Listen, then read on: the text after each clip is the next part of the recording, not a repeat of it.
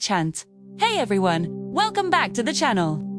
Today, we're diving into a topic that's been buzzing all over the internet, 5G. This next-gen wireless technology promises lightning-fast speeds and a hyper-connected world. But alongside the excitement, there's a growing wave of concern. What are the potential health risks? Let's separate the facts from the fiction. So, what exactly is 5G? It's the fifth generation of wireless technology. To achieve its incredible speeds, 5G uses a combination of frequencies, including higher frequency millimeter waves. These waves don't travel as far as the signals from older networks, like 4G, which means we need more cell towers placed closer together to ensure consistent coverage. And that's where the controversy really starts. More towers mean more exposure to radio frequency radiation, or RF radiation. Now, the term radiation sounds scary, but it's important to understand there are two main types. There's ionizing radiation, like X-rays and gamma rays, which have enough energy to damage our DNA and our known health risks. Then, there's neionizing radiation, which includes everything from your microwave and Wi-Fi router to the radio waves used by 5G.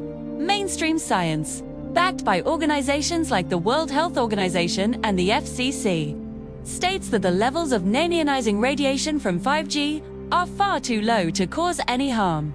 They operate well within established safety limits. However, critics aren't convinced. They point to thousands of independent studies that suggest potential long-term health effects from prolonged exposure to RF radiation, even at neionizing levels. Some of these studies link it to things like oxidative stress, headaches, and sleep disturbances. The main argument is that most safety guidelines were established based on short-term exposure, the heating effects of radiation, not the potential biological effects of constant, low-level exposure over many years.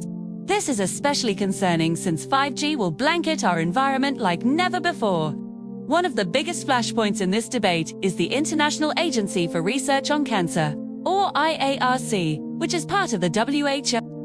In 2011, they classified all radio frequency radiation, including from cell phones, as possibly carcinogenic to humans. This Group 2B classification puts it in the same category as things like coffee and pickled vegetables. It essentially means there's some evidence, but it's not conclusive enough to say for sure. Supporters of 5G highlight that this is a very cautious classification, while opponents argue it's a clear red flag that warrants more research before we roll out this technology globally.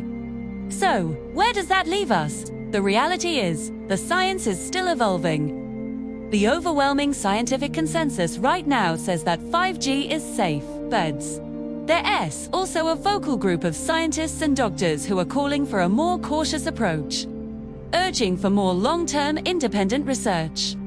They argue that we shouldn't be the test subjects in a massive global experiment. As consumers, it's a tricky situation. It's about weighing the incredible benefits of this new technology against the potential, and as of now, largely unproven risks. Staying informed from credible sources and understanding both sides of the argument is key. What are your thoughts on this? Do the benefits of 5G outweigh the potential concerns? Let me know down in the comments. Thanks for watching. And if you found this video helpful, don't forget to like and subscribe for more deep dives. See you next time.